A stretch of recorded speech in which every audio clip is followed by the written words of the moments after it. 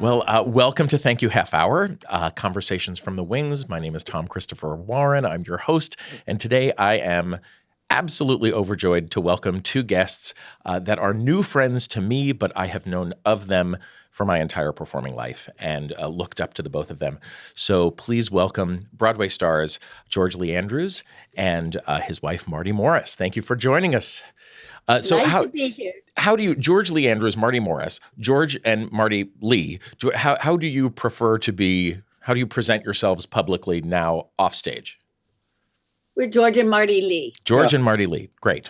There was already a George Lee in Equity when George joined it, so we had to change. He was really George Andrew Lee, but he switched his middle and last name and became George Lee Andrews. Yes, for a while I was G. Andrew Lee, and then but people kept calling me G or Andy, and I said, no, I got to get back to George somehow. So then I changed it to George Lee Andrews. It's worked out great. Fantastic. You know, I mentioned that you've been on my radar for some time. I was a huge, for context to the handful of listeners I currently have, you first came onto my radar because I was a huge fan, continue to be a huge fan of the Fantasticks. And I saw both of you in the Fantasticks. George, I saw you and Jennifer in the Fantasticks at some point. I saw it many, many, many, many times. So I've seen every combination thereof. And I was immediately fascinated by the fact that you are a theatrical family, that the two of you have spent your lives on stage. I think you have two daughters, both that are both performers. Your son-in-law, Aaron, right? Yes. Working actor. He and I taught together for many years in New York. So I've always been fascinated by the fact that your family is, really largely devoted to the stage and the theater as a form. And this podcast was born out of wanting to hear my friends' stories, tell their stories about lives lived on stage, what inspired you to go into theater and what kept you there. And I can't wait to hear you share some stories about the folks that you've worked with and the trajectory and being able to spend so much of your formative years as actors working in the golden age of Broadway and with the luminaries, of course, that you've had the chance to work with. To my handful of listeners, you probably know George from his Guinness World record holding the highest number of performances in a single show. Is that correct? Yes. On Broadway. Yeah. Yep. Do you know the number off the top of your head? Oh, it's like 900 and... No, 9,000. Is it 9,000? It's 9,348. Unbelievable. Absolutely unbelievable. And the show, of course, was The Phantom of the Opera. The two of you have worked together on Broadway, off-Broadway, around the world regionally. And Marty, you have your own career and coming up through, I think you cut your teeth, if I read correctly, at the Muni in St. Louis. Is that right? That's right. Yeah, I was very lucky. Unbelievable. Just incredible. I did 3 summers there. They were the summers while I was in college at West Virginia University. They were my summer years when I was 19, 20, and 21. And then I just want to tell a quick story. When I came to New York after I graduated, the first picture and resume I sent out was to the Fantasticks. And I just happened to get that job. And what's interesting was I was living in Greenwich Village and I walked from my apartment on Christopher and Hudson to Sullivan Street Playhouse to do Louisa. And around the corner was, what was the theater? Jacques Brel at the... George was doing Jacques Brel at the Village Gate. Yes, the Village Gate. And I didn't know him. Until... So that was in the winter and spring of 1972 that I did the Fantasticks and the summer. And then I met George in October of that year. So, but we were working just around the corner. He was on Bleecker and I was on Sullivan, and we were just around the corner from one another. Just incredible. Did you both move to New York around the same time? We George kind of was did. here a little bit before me. 1970 or so. Uh-huh. I was 72. And you've been married. You just celebrated. How old were you when you saw the Fantasticks? For the first time, probably 15. I was in high school, so mid high And school so years. what year might that have been? So that would have been 86, 85, Oh. 86, and then just kept going. I don't know if you remember Bill Perlack was a boy Oh, yeah. for Oh, a couple of sure. years. He is also from New Jersey, and we were doing community theater together, so I knew of him and wanted to see Local Boy make good and saw the show. And I think I might have seen it with a high school theater group. And then I, of course, went back to my high school theater group and said, I want to direct it for the high school. And I was just obsessed with the storytelling and the narrative and the purity of the show. And I just loved it. So I kept going back to see multiple friends cycle through the show at any given point. Richard Rowland is a dear pal. And so I had to see him play all of his incarnations. And then the show moved whenever it moved uptown or to midtown. And by that point, I was a teacher, and music theater history was a part of my wheelhouse. And I would always bring student groups to see, this living representation of the history of this art form. It was remarkable then. It's remarkable now, and I hope that I hope it continues to have an enormous presence in the landscape because it's incredible. Yes, Bill Perlack played the boy opposite George's daughter Jennifer as the girl. I saw it. Yep. Fantastic.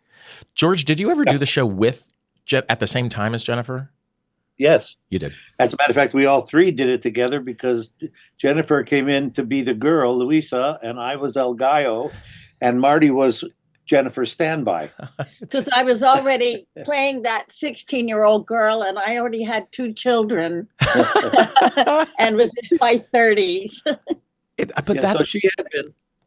So she had done those Fantasticks, and Marty and I were doing Camelot in Minneapolis up at Chanhassen. Sure, the dinner theater, yeah. We and they called her. We were doing Guinevere and King Arthur. Yeah, and they called her and said, Marty, we need you to come. Could you come in as Luisa? We need you to come back.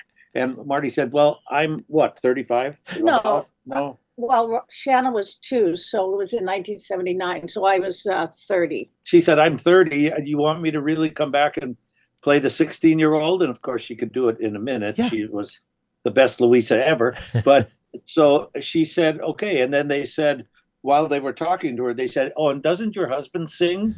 And she said, yes, he does. We're doing Camelot right now. And they said, well, we'd like to audition him when you guys come back into town because we can also use someone to maybe possibly do El Gallo. So she went in as Luisa. I auditioned and then went in as El Gallo, stayed a while, and then we saw Jennifer. Jennifer was 17. She came from Texas. She didn't go to college. She came right to New York. And her first job, I think, well, no, it wasn't the first job, but very early on, she was cast as Luisa. We saw her do the Fantasticks in Texas. When she was 16. At a little thing called Pocket Sandwich Theater. And we went to see it, and we were like a little bit worried. We had also worked with Jennifer a little bit, but she only sang a little bit in The Sound of Music we did together. And we saw her, and she was amazing in it. And we went back to New York and said, when Jennifer comes to New York, you have to audition her because she's perfect for Luisa right now. So Jennifer came to New York and auditioned. And then at that time, she was the youngest Luisa to go into the Fantasticks. Really? And I was still there as El Gallo, and that's when Marty was her standby and Jennifer was in the show. Do you think Jennifer went into the theater because the two of you were in theater or despite the fact that the two of you were in theater? Her mother, George's ex-wife, Georgia, who is still, we're all family together. Yeah. She was an actress and a dancer and a choreographer. And we did shows with her as well. Yeah. We did Oklahoma. She played Ado Annie. So Jennifer's mother was an actress and worked for Bill McHale in Denver at the Country Dinner Playhouse. Yeah. George's ex-wife, worked a lot for Bill McHale, and she'd also had her own career in New York. She did Fiorello. Oh, yeah. On tour. She had lived on her own. I think that was before you were married. Yeah. Jennifer had no chance. She had to go into it. Yeah. Yeah. So it's in Jennifer's blood, and of course she's fabulous and has Unbelievable. her own Broadway career, or has had. Yes, Just fantastic. I mean, there must be something in the water that. I guess, or the blood, or Yeah, right, someplace. right. Anyway, yes, we've been very lucky and been able to be part of the theater our whole lives, and what a thrill! It really is remarkable. As I mentioned, I teach, and a lot of my students, their frame of reference for theater is New York, right? It's Broadway, and to a certain degree, they understand off-Broadway, but they frame theater as Broadway. And part of my mission is to talk about the regional theaters and to talk about the theater in the provinces and tours and theater for young audiences, these great children's theaters that exist, so that their frame of reference includes the breadth of theater that is being done across this country. George, I read an article where you quoted, and I'm either misquoting or paraphrasing, but you essentially said, if you're an actor, find a place to act, right? Find a stage and get on it, get in front of an audience wherever it is. And I just thought that was remarkable. That's the perfect advice. There's no way to be better, to grow, unless you surround yourself with people who are better than you are, wherever that exists, and do it. Get your feet wet. That's right, and you just have to find a place to be able to do it. I used to talk to school groups here in New York while I was doing Broadway, while I was doing Phantom, and they would always ask inevitably, "What advice do you have for us? You know, we would like to be in theater," and that's what I said: find a place to be in a show and be in the show, and do your very best, and learn and grow. You know, Aaron, our daughter's husband, Aaron Galligan-Sturl, who did Ragtime on Broadway, did The Grinch Who Stole Christmas, took over for George in Phantom when George left. He's a wonderful actor. Now he's teaching at Slippery Rock University. He's a professor there.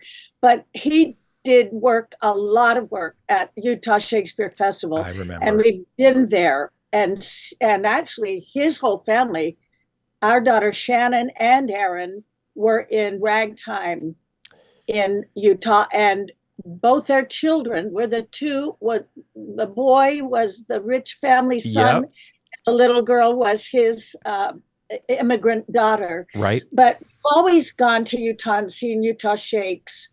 And then recently Aaron's been working with the Civic Light Opera. And we saw a fabulous production of Guys and Dolls there at the Benedum Center. And honestly, the theater in Utah, Pittsburgh, and it's just phenomenal theater. And it's Broadway standards, really pretty much Broadway standards, you know. But Broadway standards will knock you out. It's just phenomenal, the Broadway standards. Well, you also mentioned that Marty and I somehow got into this golden age of the wonderful golden age of Prince and Sondheim Broadway time. And Tom and Harvey also. Yeah, of course. And starting now. Richard Maltby and Shire. Yeah, but phenomenal. It was amazing for us and because Sheldon Harnick. Harnick. Yeah. Yes, all those brilliant guys. And when Marty and I were in a show that we met in, which was going to be a Broadway show, which was called Comedy, and failed in Boston.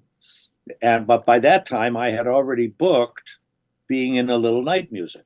I got into an audition through Joanna Merlin, whom we lost this year. Yes, rest in peace. But such a lovely lady and really brilliant. And I got into A Little Night Music, and that was like our intro to that whole Sondheim Prince group. That golden age that you just mentioned. And yes, and then it was true because we kind of stayed under Hal's wing a little bit. And he didn't keep us working continuously, but he always found something for us to do. And so we were able to work all through the years with him and all the people that he worked with and all the brilliance of those Broadway situations, finally depositing me in Phantom of the Opera, which was one of his great gifts to me. So yes.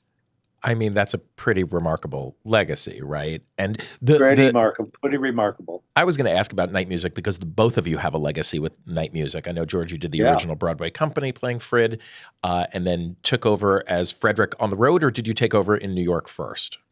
On the road. On the road. And I Marty, was the understudy in New York. That was a great story about how Hal called me in, or no, they were auditioning for the touring company, and I thought, well, I've got to get back in front of Hal because it's been a year since I've been in this show. I want him to see me again. So I thought, well, what'll I do? And I thought, well, I'm not really right for any of the roles in it, but I'll go in and audition for Carl Magnus, and I'm not really right for that either, but I'll go sing for him. And so I went and sang. And then Joanna Merlin came backstage and said, Hal wants you to come back next week, and he wants you to sing for Frederick, audition for Frederick. And so she said, age up a little bit and come back and read for Frederick. And I thought, Frederick? That's ridiculous, because I was about 30 or You were 35 and Gene was... Was I? Yeah, Gene was 50. Well, and Marty, is that the tour you were Frederica in? Marty, is that the tour where you play Frederica? Yes. So you again played father and daughter. So you were 32. Yeah, 32. But I thought Gene was about 45 or 7. Maybe. Anyway, so I thought, oh my God, he's calling me in for Frederick. That's like ridiculous. But I aged up. I put a little gray in my hair. I wore a suit and a vest, and I went back and auditioned. And it's so cute because Hal was such a doll and so many ways, and he came bounding backstage as he would do, and as I walked off stage from the audition, he said, "You've got it." Right there you found out. It was so amazing. And then he auditioned. Well, you tell about what happened to you. You were auditioning. I had an audition for Candide for Hal. Yeah, we were friends with Hal at that time. Well, we knew him from Little Night Music. Yeah. So no, I don't know how we knew him. We didn't know him. You did night music for a whole year on Broadway, and we partied. They would have big, fabulous parties. Sondheim and Tony Perkins did a birthday party for Glynis Johns at the Schubert Theater, and it was a scavenger hunt all over the theater. It was this most incredible party. And so we partied, yes, so they knew us. So I go into audition for Candide. And Hal said, oh, okay, that's great. I want you to come back again this afternoon and do another audition. Are you free? And I said, okay, I'll come back. And this time I want you to come to this theater and audition for Steve Sondheim for A Little Night Music for the tour. So I had 2 auditions that day, and they gave me. Hal said after my audition for A Little Night Music, he said, okay, Marty, I want you for Candide, but then you're going to have to leave Candide to go on the road as Frederica in A Little Night Music. And if they go to Broadway, Candide, you won't get to go to Broadway. You'll be on the road. But and indeed they did go to Broadway, and I was on the road doing night music with Gene and Margaret Hamilton and George. Yeah. Beautiful first-class tour. It was phenomenal to be on that tour. Yeah, just incredible. So we did it in other places too. I mean, we did it in the Arizona Theater Company, and George did it in 1975, a year after the tour. George was asked by Hal Prince to go to Johannesburg, South Africa, and direct A Little Night Music with an international cast. Wow. And he hadn't seen it that much. And so he asked me to come along because I'd seen it about 30 times. Sure. So I assisted him, and we both went to Africa for a month of October. Oh, living the dream, just living the dream. Yeah, what a remarkable experience. Absolutely incredible. I didn't realize that Candide revival started out of town. Where were you? We started it at BAM in Brooklyn, Brooklyn Academy of Music. I see. It was phenomenal. Oh. And the set they built, and it was phenomenal. And Bernstein came to see it, and I remember him backstage after seeing Candide at Brooklyn. He just was crying. He cried a lot, actually. Bernstein was known Right. But he was just broken down with happiness. It was a great show. Yeah. That production was really, I think, is referred to as the definitive Candide by many. Great. Yeah. It was amazing. So many incarnations of that show, and theater companies do it, and symphonies do it, and opera companies do it. It really has this wild crossover appeal, but it was that production that people reference most frequently. And Marty and I did it for the Arizona Theater Company. Yeah. Candide. So yeah, fabulous. We've had a great time. Have you seen anything recently that you've loved? I beg your pardon? Have you seen anything recently that you've loved? I'm sure we have. Well, or are you looking forward to seeing something? No, not really. Yeah. We saw Bad Cinderella because David Zippel is our friend. Sure. And it was too loud. It was so horribly loud. And then when the review came out, it was really about how loud the show was and how horrible it was. But we had a lot of fun there. We saw the Michael Jackson MJ musical, which I love. I love shows with dance. So I really love shows with dance. So Shannon and Aaron just recently saw the pre-Broadway tryout of The Wiz that is coming to Broadway. Yeah. And so I'm looking forward to seeing that choreography. And we don't go to a lot of theater anymore because we're both hard of hearing and it's frustrating. Yeah. But if there's a lot of dance, then it's great. It's a lot of fun to see. And we did see Aaron do Guys and Dolls at the Benedum, and it was just wonderful. So. Oh, in Pittsburgh, the Pittsburgh Civic Light. Yeah, I did My Fair Lady. That was last summer, and now he's going to play Bob Cratchit in A Christmas Carol, and we're going to go see that because our old friend Michael Cerveris is going to be Scrooge. Where? I want to see it. At the Benedum and Pittsburgh Civic Light Opera. That's fabulous.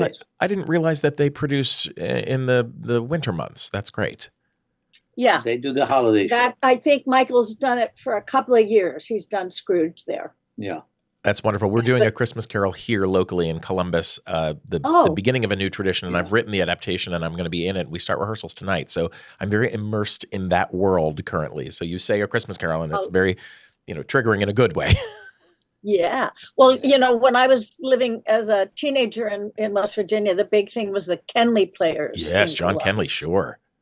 And is that theater still run? No, but the legacy lives on. People talk about it, and huge legacy. Yeah. And CLO, I did my first show at Pittsburgh CLO in, I don't know, mid 90s, I guess. My Fair Lady, and then went back, and the Copacabana tour started there. And that was an interesting year of my life, but I loved Pittsburgh. I loved it. I loved that theater. That beautiful. The Benedum is absolutely gorgeous. Yeah, it's amazing. Just fabulous. It's huge. Yeah. Now, you both came to see the Sondheim Unplugged concert, which is where we met. Do you get to see 54 Below? Do you get there a lot? Yeah, we like going there pretty often. And Phil Bond is a friend. He's so wonderful.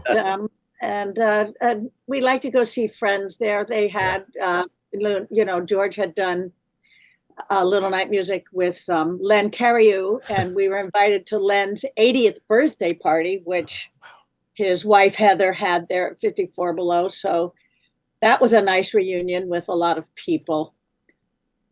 Are you still in touch with a lot of the folks that you worked with over the years? We saw Mark Lambert recently, and his daughter Ramona, and she performed in a concert at 54 Below with George. Yep. And then we got to see her dad, Mark, who was the original Henrik. Yep. And he's our old friend. And well, Facebook is amazing because you can stay in touch with people, and if they want to, and if you want to, and so we have still a lot of connections with friends through the years. I mean, way back through the years. I'm talking about when I started in theater. Yeah, you ever know someone named James Dybus, Jimmy Dybus? I don't. He was in the original company of Pacific Overtures on Broadway. Okay.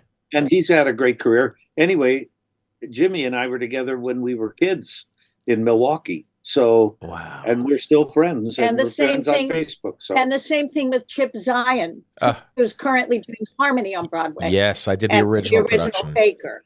Yep, Yeah. yep. I did. I don't know Chip, but to me, he'll always be the Baker and Mendel from Falsettos. But I did the original Harmony back at La Jolla in whatever year that was, 98, 99.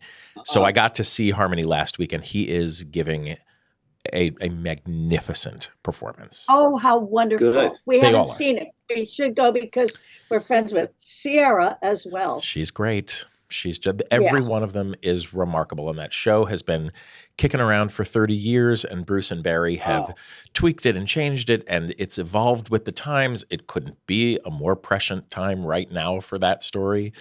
We've unfortunately had to say that many times during its incarnation, during its incubation, but now is really the perfect time to see it. And those boys and Sierra and Julie Benko, they're incredible. Go see it. Go see it. Good. We will. Thank you. Yeah. Yeah. Thank you both so much for joining me, for sharing some stories with me. Just getting to chat with you. You both came back and were so gracious after the concert where we met. And I think Marty was the first one to come up and hug me. And I immediately thought, it's the way theater people talk to each other. You know what I mean? You're a new family. And I immediately wanted to hear your stories and get to know you a bit more. Well, thank you. Yeah, we loved your work in that. That's why why she hugged you. That's right. And Ramona was in that concert as well. And so just to be in the same room with all of that theater history is really remarkable. And I feel very fortunate to have gotten to know you and to chat with you today. Thank you so much. Good. Anytime. Thank you so much. Absolutely. Give Aaron my best. I miss him. We will. Thank you. We're going to see him this weekend. Oh, please give him my love. Leaving on Thursday to go and see them. Oh, well, travel safe. Thank you. All right. Talk to you both soon. Thanks, Tom. Bye. Bye now. All right. That's a half hour. Thank you. Half hour.